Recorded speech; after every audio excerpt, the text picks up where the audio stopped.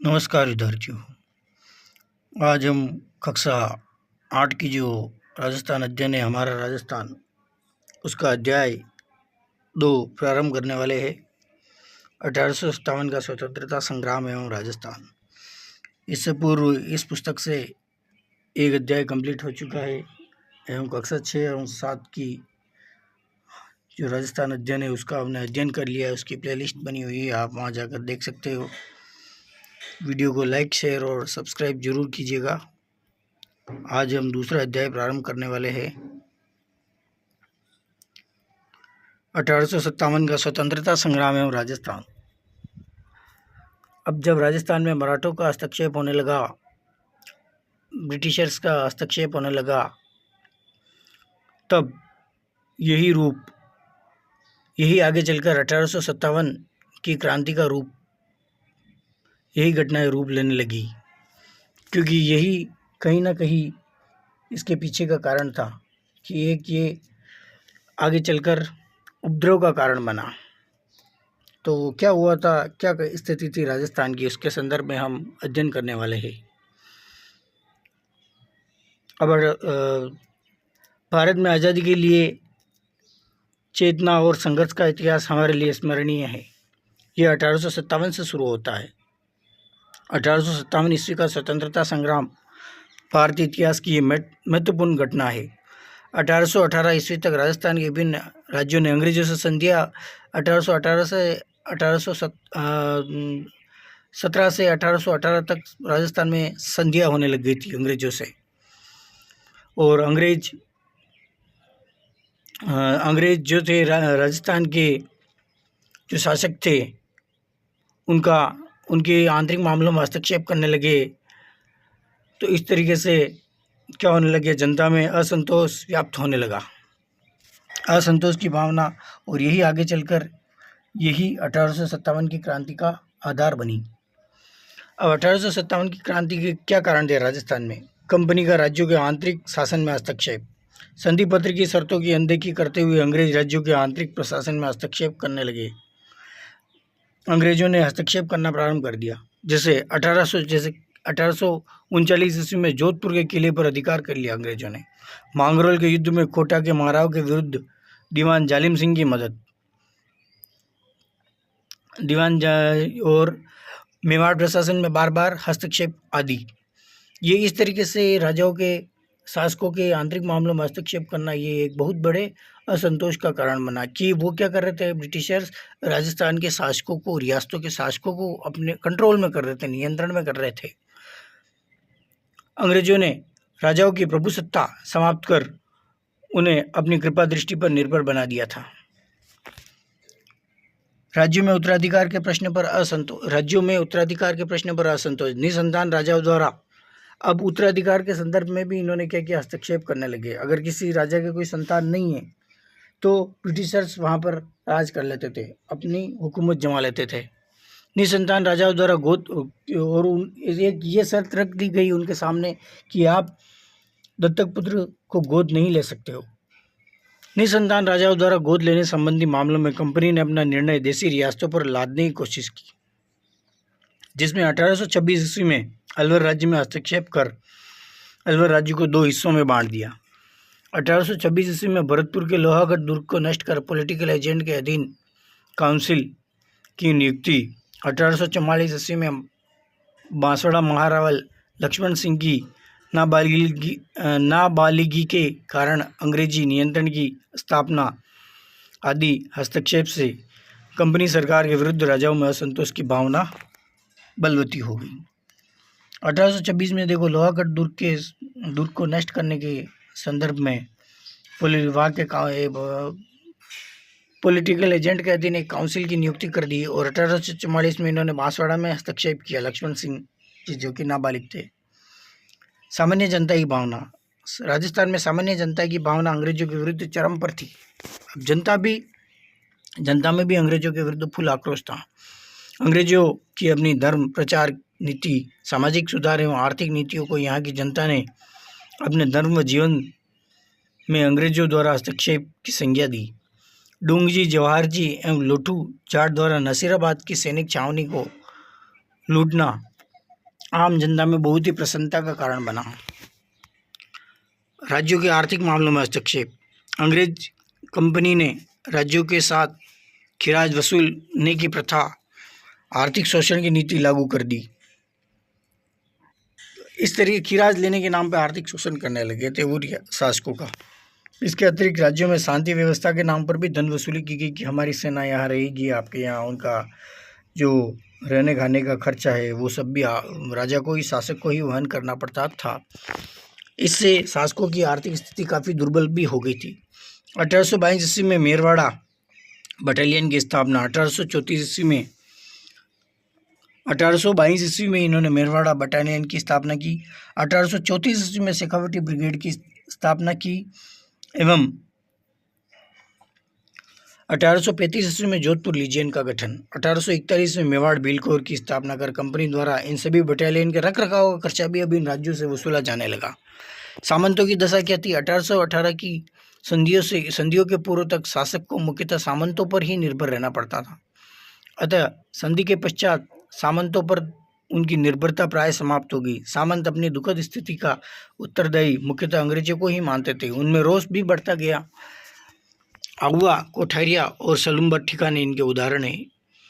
तात्कालिक कारण क्या थे? अब भारत में 1857 की क्रांति का तात्कालिक कारण एनफील्ड राइफलों में प्रयुक्त कारतूसों में गाय एवं सूअर की चर्बी का प्रयोग किया जाना था, जिन्हें प्रयोग में लेने से पहले मुंह से खोलना पड़ता था।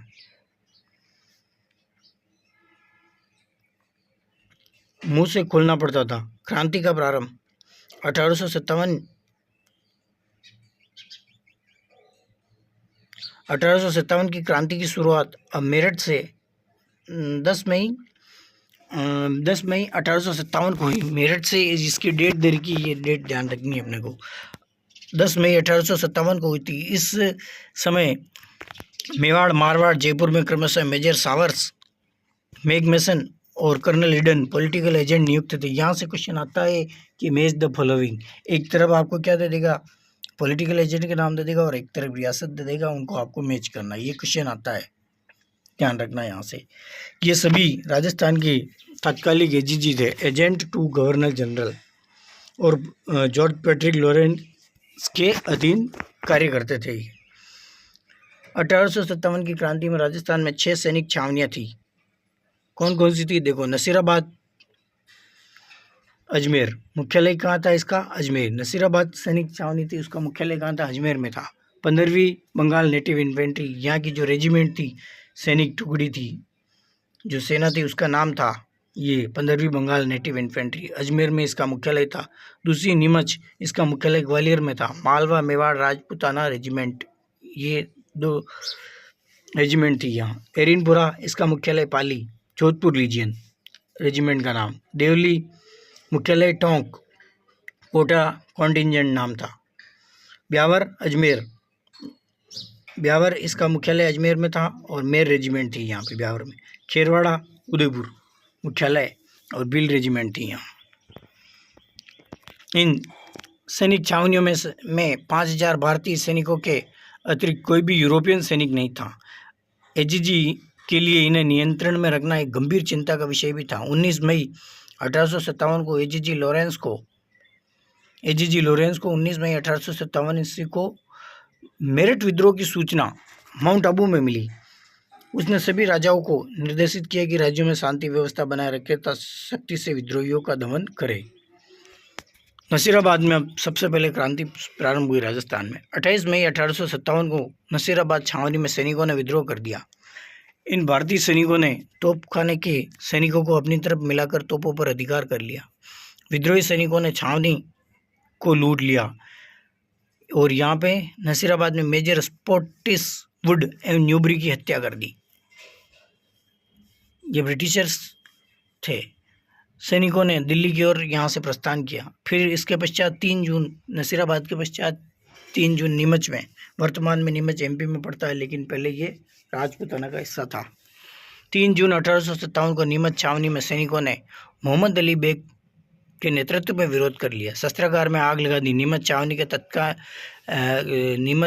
के कप्तान मैकडोनाल्ड ने किले की रक्षा का प्रयास किया। परंतु किले में तैनात सेना ने भी संघर्ष शुरू कर दिया।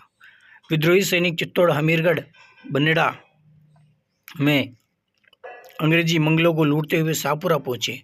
शाहपुरा के जागीरदार ने विद्रोही सैनिकों के लिए रसद की व्यवस्था मतलब उनकी आपूर्ति की। नीमच में क्रांति की सूचना पाते ही सावर्स ने मेवाड़ की एक पलटन को क्रांतिकारियों को निकालने भेजा, मतलब जो क्रांति कर रहे थे उनको उस विद्रोह को दबाने भेजा।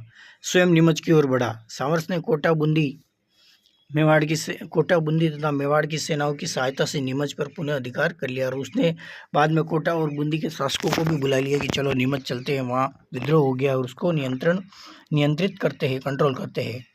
फिर एरिनपुरा में विद्रोह हुआ 21 अगस्त 1857 को, जो कि पाली में पड़ता है। वहाँ की जो सैनिक टुकड़ी थी उसका क्या नाम है, जोधपुर लीजियन। वहाँ पे मोती खां और सूबेदार शीतल प्रसाद एवं तिलक राम के नेतृत्व में विद्रोह प्रारंभ हो गया। मोती खां, सूबेदार शीतल प्रसाद एवं तिलक राम, यहाँ से क्वेश्चन आता है, ध्यान रखना। वे क्रांति के नेताओं के आदेशानुसार दिल्ली चलो मारो फिरंगी के नारे लगाते हुए दिल्ली की ओर चल पड़े। अहुआ का ठाकुर कुशाल सिंह इन सैनिकों से मिला और अपने साथ अहुआ ले गया। वो नेतृत्व कर रहे थे। अब अहुआ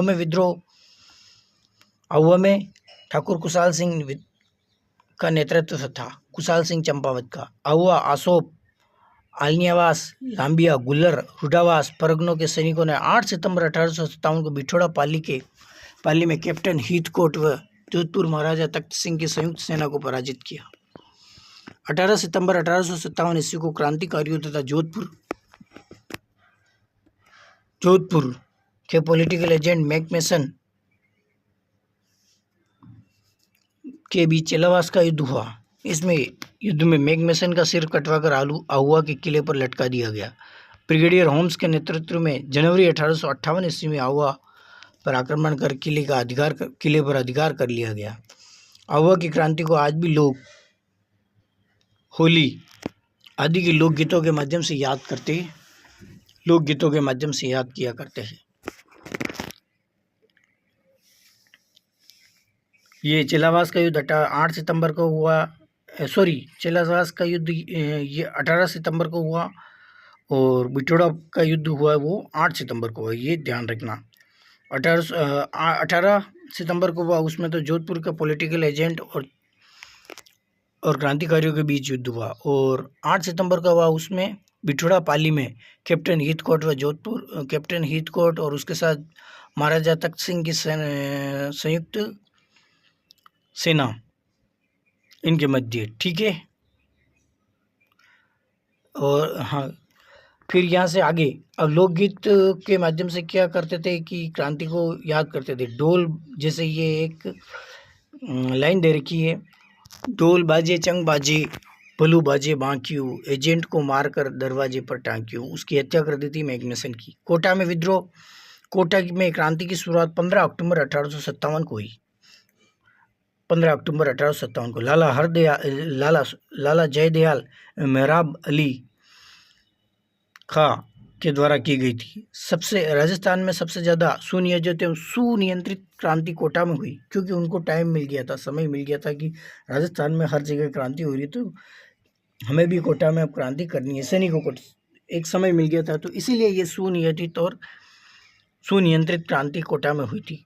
ये क्वेश्चन आता है यहाँ से। विद्रोही सैनिकों ने कैप्टन बर्टन, जो कि कोटा का कैप्टन था, कैप्टन बर्टन का सिर काटकर पूरे कोटा शहर में घुमाया। कोटा के महाराव राम सिंह द्वितीय को क्रांतिकारियों के द्वारा कोटा दुर्ग में कैद कर दिया गया।